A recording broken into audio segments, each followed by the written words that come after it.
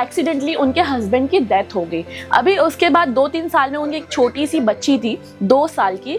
कुछ घर होते हैं जहाँ पे बहुत अच्छी तरीके से चीज़ें वर्क कर जाती है, लेकिन बहुत जगहों पे ना महिला को थोड़ा डोमिनेटिंग नेचर बर्दाश्त करना पड़ता है ससुराल वालों की तरफ से। उनको उनके घर से निकाल दिया गया। अब वो एक लौती बच्ची को लेकर कहाँ जाएगी इतने बड़े दुनिया में। दोस्तों, काम के साथ साथ मतलब मैं आपसे डेली मुलाकात करती हूँ वीडियो के जरिए, लेकिन अभी क्या है, पूरा दिन यहाँ पे फ्लोर पे काम करते करते हम कुछ कस्टमर से भी मिलते हैं, उनसे बातचीत करते हैं, उनसे कनेक्टिविटी बढ़ाते हैं। बिकॉज वो होता है ईजी जरिया हो जाता है उनको समझने के लिए, उनको क्या चाहिए प्रोडक्ट, वो चीज़ को अच्छी तरीके से समझने की चीज़ ज़रूरी हो जाती है। अभी उनसे बात करते करते ना एक कस्टमर है जिनसे बात करने के बाद, उनके बारे में जानने के बाद मैं खुद पर्सनली इतनी भावुक हो गई ना स्टार्टिंग में ही। लेकिन जब उनकी स्टोरी मैंने सुनी, उनकी कहानी पूरी उन्होंने बयां की अपनी ज़ुबान से, भावुकता के साथ साथ उसमें बहुत बड़ा इंस्पिरेशन भी छुपा था।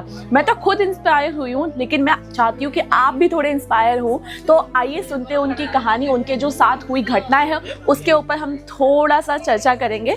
तो कुछ ऐसी शुरुआत होती है उनकी, लाइक बहुत ही मिडिल क्लास फैमिली, मतलब आर्थिक परिस्थिति उनकी बहुत खराब थी। अब इस कंडीशन में उन महिला की शादी हो गई। कुछ 2-3 साल के बाद में एक्सीडेंटली उनके हस्बैंड की डेथ हो गई। अभी उसके बाद 2-3 साल में उनकी एक छोटी सी बच्ची थी 2 साल की। अभी क्या होता है कि हस्बैंड की डेथ के बाद में ना जो वाइफ की कंडीशन होती है ना, वो हम सबको पता है। कुछ घर होते हैं जहाँ पे बहुत अच्छी तरीके से चीज़ें वर्क कर जाती है, लेकिन बहुत जगहों पे ना महिला को थोड़ा डोमिनेटिंग नेचर बर्दाश्त करना पड़ता है ससुराल वालों की तरफ से। मैं ये नहीं कह रही कि हर किसी के साथ ऐसा होता है, बट कुछ जगहों पे ऐसी चीज़ें होती है। अभी वो जो महिला थी उनको उनके घर से निकाल दिया गया। अब वो एक लौती बच्ची को लेकर कहाँ जाएगी इतने बड़े दुनिया में। अब मैंने पहले ही बताया कि उनके जो मायका था, उनके फादर मदर जहाँ रहते थे, उनका फाइनेंशियल मतलब आर्थिक परिस्थिति बहुत ख़राब थी, तो वो वहाँ भी नहीं जा सकती। तो एक करीबी रिश्तेदार ने उनकी मदद की, उनको अपने घर में रखा।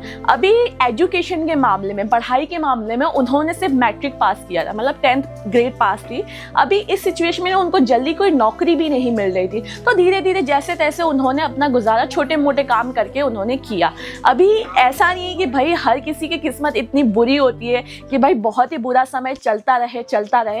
एक अच्छा समय भी आया उनके जीवन में जब उनके हस्बैंड का इंश्योरेंस का पैसा उन तक पहुंचा। अच्छा समय आया जब उनके हस्बैंड का इंश्योरेंस का पैसा उन्हें मिला। अभी पैसे आने के बाद में वो क्या कर सकती थी, आराम से घर बैठ के खा सकती थी, या तो फिर कुछ चीज़ें खरीद सकती थी, घर ले सकती थी।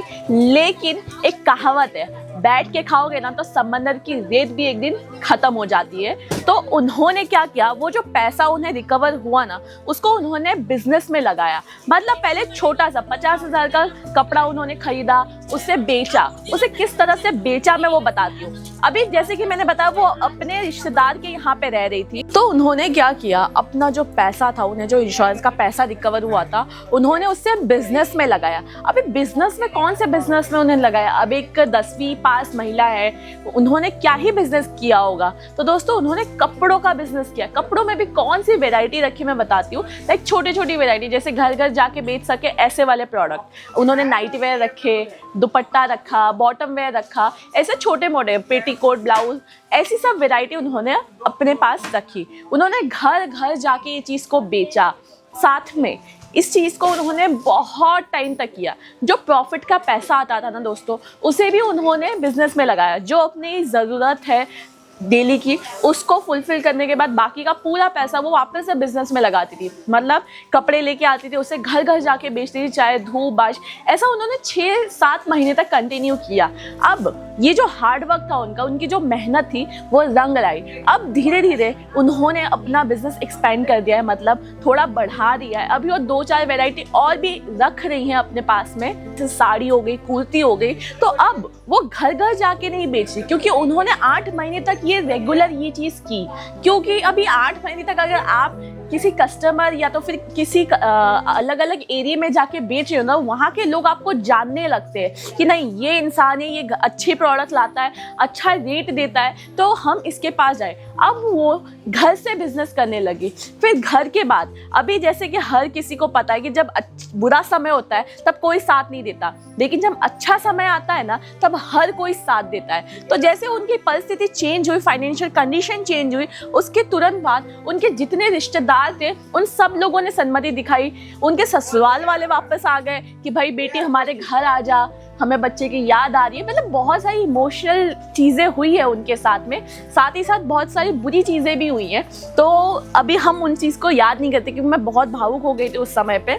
मैं नहीं चाहती कि आप भी ज़्यादा इमोशनल हो जाए इस चीज़ को लेकर। आप इंस्पायर होइए कि उन्होंने किस तरह से हार्ड वर्क किया बिना किसी मैन पावर के, मतलब एक हस्बैंड के बिना उन्होंने अपनी बच्ची के साथ किस तरह से ये चीज़ को कंटिन्यू किया। अभी वो घर से कर रही है, साथ में उन्होंने 2-3 लोगों को और लगा रखा है कि भाई ये चीज़ को और बड़ा कर सके। तो मैंने ये चीज़ से एक चीज़ सीख ली कि अगर ठान लो ना तो आप कुछ भी कर सकते हो। कल को ऐसा ना हो कि आपके साथ भी ऐसा कुछ हो। मेरे बताने का सिर्फ एक ही मकसद है कि हर एक महिला को ना अपना कुछ ना कुछ साइड में बिजनेस करना चाहिए। क्यों? क्योंकि आपके साथ भी ऐसा कभी ना कभी कुछ ना कुछ हो ही सकता है ज़िंदगी में। कोई भरोसा नहीं, आज है कल नहीं है, हम नहीं कह सकते कल क्या हो सकता है आपके साथ। तो आप जो बोलते हैं ना, प्री प्रिपरेशन रखनी चाहिए, मतलब पहले से इंसान को हर परिस्थिति के लिए, हर कठिनाइयों के लिए तैयार रहना चाहिए। तो मैं तो कह रही हूँ कि आप भी वो महिला से इंस्पायर होकर छोटा सा अपना खुद में घर में ही बिजनेस आप शुरू कर लीजिए कपड़ों का। जैसे मैंने आपको प्रोडक्ट्स के नाम बताए, उस टाइप की वैरायटी आप आराम से घर से बेच सकते हो। आपको ज़्यादा कुछ नहीं करना है, सिर्फ एक जगह पे आपको कॉल करना है। वो नंबर मैंने स्क्रीन पे दिया हुआ है, क्योंकि वो महिला अपनी स्टोरी यहाँ लेके आई थी और अजमेरा उनके साथ खड़ा था। खाली वही नहीं, 10,000 से भी ज़्यादा महिलाएं हैं जो हमसे जुड़ी हुई हैं अभी के समय में। तो आप भी जुड़ सकते हो, आप शुरुआत कीजिए, हम आपके साथ खड़े हैं। तो उम्मीद है दोस्तों आपको हमारा वीडियो पसंद आया होगा, तो जल्दी से हमारे चैनल को लाइक और शेयर कर दीजिए। जितना हो सके इस चीज़ को शेयर कीजिए, क्योंकि मैं चाहती हूँ कि आप, आपके करीबी लोग, आपके रिश्तेदार, आपके दोस्त, ये हर लोग ये चीज़ जाने, हर महिला ये चीज़ जाने और इस चीज़ से इंस्पायर होकर अपनी ज़िंदगी में अपने लिए कदम ले, स्टेप्स ले और आगे बढ़े। जल्दी मिलते हो आपके साथ एक नए वीडियो के साथ में, तब तक के लिए नमस्कार।